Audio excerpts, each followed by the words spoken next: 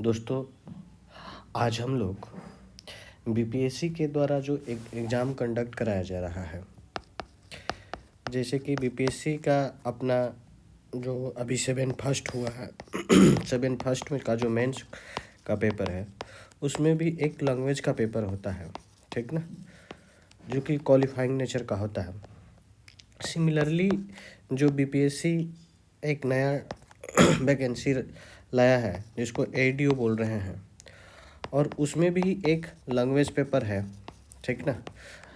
Language paper है जिसमें से लैंग्वेज पेपर के तौर पर इंग्लिश भी है और साथ ही साथ हिंदी भी है, ठीक ना। तो एडीओ के लिए जो लैंग्वेज पेपर है उसमें जो हिंदी का जो सिलेबस है, आज हम लोग उसको स्टार्ट करते हैं और देखते हैं, ठीक ना। और ये हिंदी का जो सेक्शन होगा आपका बीपीएससी 71 मेंस के लिए भी वैलिड है। आप इसको यूज कर सकते हैं, देख सकते हैं। तो थोड़ा सा अगर हम लोग अभी जो फ़िलहाल जो फोकस पॉइंट है हम लोग का एडीओ है, ठीक ना। तो एडीओ पर जो सिलेबस है उसको थोड़ा सा देख लेते हैं। क्या है सिलेबस? जो लैंग्वेज पेपर है वो मुख्यतः 100 मार्क्स का होगा, जिसमें से हम लोगों को 2 आवर में क्या करना है, अटेम्प्ट करना है। जिसमें से जो पेपर का नेचर होगा 2 खंड में होगा। एक होगा इंग्लिश जो 30 मार्क्स का होगा, और हिंदी जो होगा 70 मार्क्स का होगा। बढ़िया बात क्या है कि इसमें ये जो है क्वालिफाइंग नेचर का है, जिसमें से हम लोगों को मिनिमम कितना 30% स्कोर करना है, ठीक ना। हिंदी में भी 30% और इंग्लिश में भी 30%। अगर हम लोग बात करें कि हिंदी का 30% कहने का मतलब कितना हो गया, यानी कहने का मतलब है कि हमको 21 मार्क्स स्कोर करना है, कितना 21 मार्क्स। उसी तरीके से जो इंग्लिश है, इंग्लिश में भी हमको कितना 30 मार्क्स का स्कोर करना है।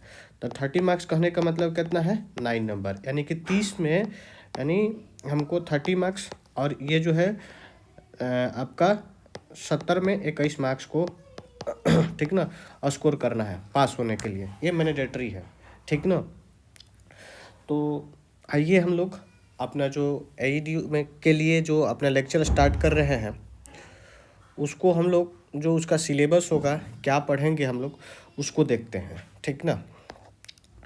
तो क्या हिंदी के लिए सिलेबस है, ठीक ना, उस सिलेबस को देख लेते हैं। यानी कि हम लोगों को पढ़ना क्या क्या है, क्या पढ़ना है। पहला जो टॉपिक हम लोग का जो होगा हिंदी वर्णमाला होगा, ठीक ना। हिंदी वर्णमाला होगा, उसको हम लोग पूरी डिटेल में देखेंगे, ठीक। उसके बाद जो सेकेंड टॉपिक होगा वर्णमाला का प्रकार, ठीक ना। वर्णमाला का प्रकार देखेंगे कि वर्णमाला कितने प्रकार का होता है, ठीक ना। इसी में जो वर्णमाला का जो प्रकार जब देखेंगे तो मुख्य रूप से हम यहीं पर संज्ञा, सर्वनाम, ठीक ना, विशेषण और क्रिया, साथ ही साथ क्रिया विशेषण, ठीक ना।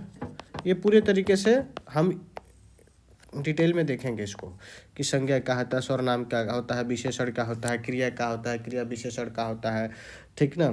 संबंधवाचक क्या होता है, संबोधन, ये सब सारी चीज़ों को हम लोग डिटेल में इसको यहीं पर जब पढ़ेंगे वर्णमाला का प्रकार, तो उसी के साथ साथ हम इसको समराइज कर लेंगे, ठीक है। तीसरा का जो अपने लोग का टॉपिक होगा वो होगा कारक, ठीक ना। कारक जो 8 होते हैं, हम लोग 8 कारक को देखेंगे, ठीक। उसके बाद जो फोर्थ टॉपिक है वो है समास। समास को पूरे तरीके से देखेंगे, ठीक है। उसके बाद समास के बाद जो अपना टॉपिक है वाक्य शुद्धि, ठीक ना। वाक्य शुद्धि, उसमें देखना होगा कि एक वाक्य दिया रहेगा और उसमें से पूछता है कि कौन सा वाक्य शुद्ध है, कौन सा वाक्य अशुद्ध है। तो इसमें अशुद्धि और अशुद्धि के बारे में हम लोग को देखना है, ठीक है। उसके बाद जो अपना टॉपिक होगा छठा नंबर वो होगा रस।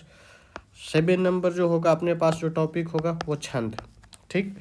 साथ ही साथ 8 नंबर जो अपना टॉपिक है अलंकार है, ठीक।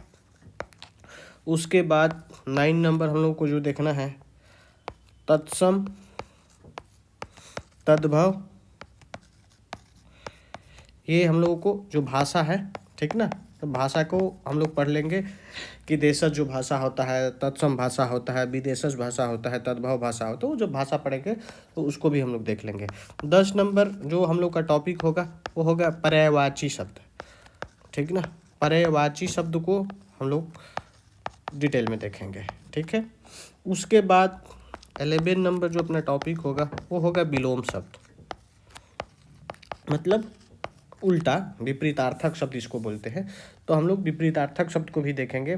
उसके लिए एक 12 नंबर पर जो अपना टॉपिक होगा वन वर्ड सब्स्टिट्यूशन, जो जैसे कि वाक्य है, तो वाक्यों के लिए, ठीक ना, वाक्य के लिए जो एक शब्द यूज होते हैं, एक शब्द, उसको हम लोग पूरे बढ़िया से देखेंगे कि वन वर्ड सब्स्टिट्यूशन क्या है।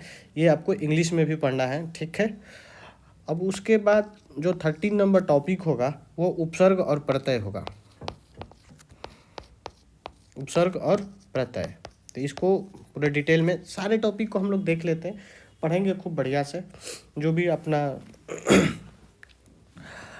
टॉपिक आएगा उसको पूरे तरीके से देखना है कि जो हम लोगों को मुख्यतः एजेंडा क्या है, पास करना है। तो हम लोगों को एग्ज़ाम को क्वालिफाई करने के पॉइंट ऑफ व्यू से इसको सारे पॉइंट को हम लोग देख लेंगे। और जो 15 नंबर जो पॉइंट होगा वो होगा मुहावरे और कुछ लोकोक्तियाँ होता है, उसको हम लोग देख लेंगे।